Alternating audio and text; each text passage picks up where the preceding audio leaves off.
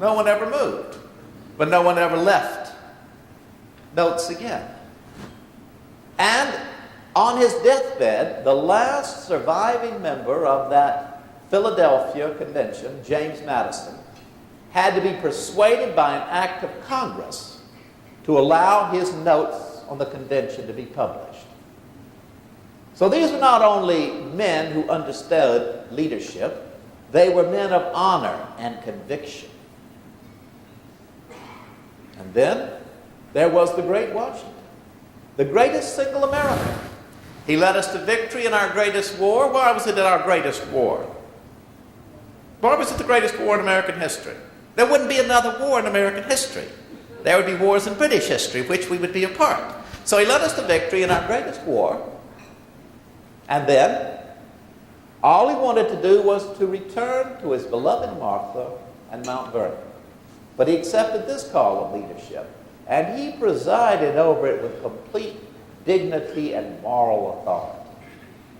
One occasion, there was a dinner like this. In fact, a lot of the work got done on the Constitution during dinners. And Washington was standing over in the corner. And there was a very vivacious delegate, Governor Morris. He went up to Alexander Hamilton, who knew Washington very well, having been his aide during the war, and he said, "Hamilton, you treat Washington with too much awe.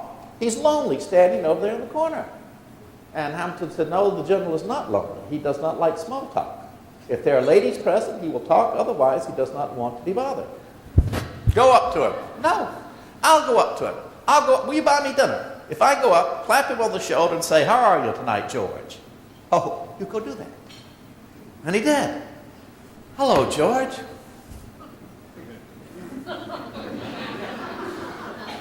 Morris crept away and said, "I couldn't eat the dinner if you bought it."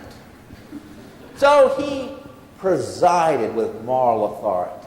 And one of the most difficult of all their questions was, how about the executive? And most of them did not want one executive. They wanted a committee of 3 or 4 with executive power.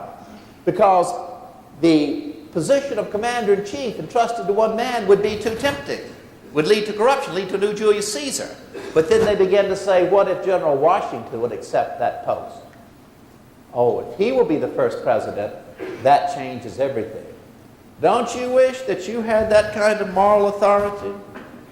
That men would entrust their liberty to you? And then there was a question bitterly fought. You can imagine it today.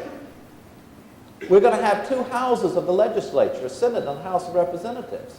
And the small states like Delaware said, yeah, we're going to keep it just the way it is in the Articles of Confederation. In the House of Representatives, every state has 1 vote, and in the Senate, every state has 2 votes. And big states has 1 vote and 2 votes, same number of votes. And big states like Virginia said, we're never going to go for that. The House of Representatives, the Senate, has to be done on proportion. And then there was a man there, Roger Sherman. Now, he had never been to Yale College, but he sat on its board because he was a self-made multimillionaire. He'd been at the Declaration of Independence, and now he was here in Philadelphia again. Enormously shrewd and practical, and he said, look, we've got to get this done. They'd already decided to go ahead and craft a new constitution, regardless of their instructions. And he said, how about we have, as we do in Connecticut, in the lower house, based on representation by proportion, in the upper house, every state will have 2 votes. Good idea. Compromise. Does it still work every day? It should. And so they came on down. And by September the 17th, they were ready to sign this new Constitution. There was still bitter opposition over the inclusion of slavery, bitter opposition over even proportionate representation. And there were some who did not want to sign it. And old Benjamin Franklin stood up that last day, the 17th. He was too weak even to read his speech, but it was read for him by an old friend. And it said, I have lived many years. I have seen many things. I know that nothing human is perfect. But we have a good Constitution. Let us send it out to the ultimate authority, the people. And so the Constitution went out to the people. Framers, the founders, did not give you the Constitution. the Americans in the 13 colonies, 13 states, coming together to debate and ratify it. That's what made it work. There were Americans in that day, ordinary Americans, with wisdom and courage and patriotism. So they debated this. And in fact, the debate, instead of being silly little sound bites, like this Rachel Maddow and these people, Keith Olbermann, these ranting, screaming little sound bites. No, they brought forth a literature political discussion like the Federalist Papers, unsurpassed even by Plato and Aristotle in their wisdom. And all of the fundamental questions were discussed. And then the Americans chose to ratify it. But even so, that Constitution would just be a historical footnote if the first Congress, and aren't you congressmen right out there? And legislators, there's my old pal, yes. If the first Congress meeting under it had not made it work. They had 3 charges, this Congress that came together in 1789. One was to solve this debt and mortgage crisis. That is what brought them there in the first place. The second was to settle the Northwest Ordinance, this great tract of land, and then to set up a judiciary that would work. And each one of these they did in that 2-year period. And not only did they solve the debt and mortgage crisis, they settled it in such a way that the United States became the soundest economic currency in the world. And when the French Revolution broke out, and there was no place in Europe to invest your money, that money poured into the United States. And the great Washington, the cabinet he chose, his Secretary of State, Thomas Jefferson, his Secretary of the Treasury, Alexander Hamilton. Now, what wouldn't you give for at least one of these in our government today? And he made them work together. And he made that Congress work together. People thought the president might be nothing more than a cipher dominated by Congress. Not so. Washington made them get that job done. And so that Constitution began to work. And there was another fundamental issue.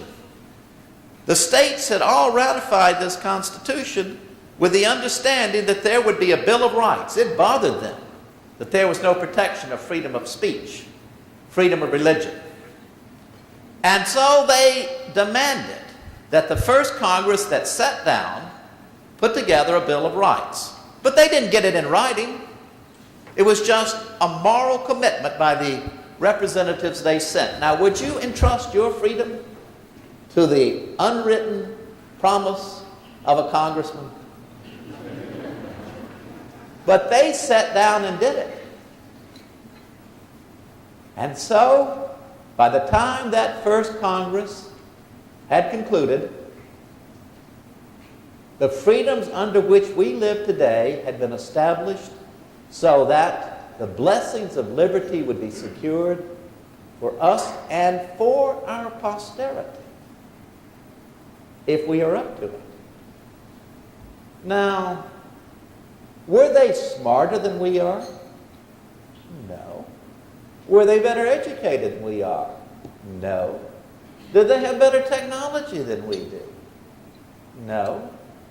What did they have that we do not have? Patriotism.